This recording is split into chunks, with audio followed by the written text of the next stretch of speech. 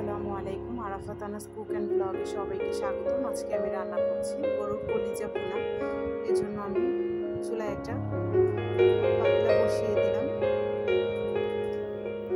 আর আগেই আমি কলিজাগুলোকে সুন্দরভাবে গরম পানি দিয়ে ধুয়ে পরিষ্কার করে নিয়েছি ছোট ছোট টুকরো করে। আর এখন এর মধ্যে দিয়ে দিলাম তেল। তেলের মধ্যে দিয়ে দিচ্ছি পেঁয়াজ কুচি। পেঁয়াজের মধ্যে আমি একটু লবণ দিয়ে আগে একটু ভেজে ভালোভাবে সেদ্ধ করে নেব। লবণটা দিলে পেঁয়াজগুলো তাড়াতাড়ি সেদ্ধ হয়ে যায়, এজন্য লবণটা আগে দেওয়াই ভালো। পেঁয়াজটা হয়ে গেছে আমার। এরপরে আমি সব মশলাগুলো দিয়ে দেব এক এক করে। প্রথমে আমি দিয়ে দিচ্ছি মরিচের গুঁড়া, এরপরে দিয়ে দেবো হলুদের গুঁড়া,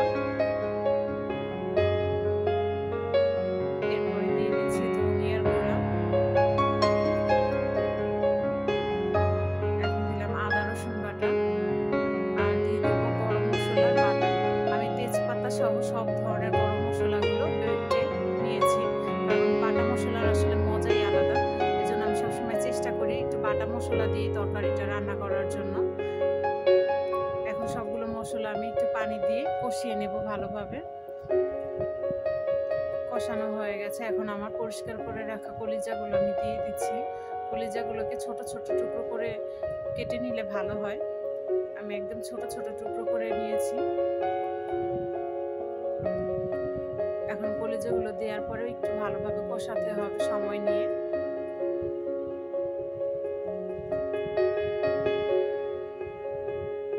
ভালোভাবে কষিয়ে নেব 10 থেকে 15 মিনিটের জন্য।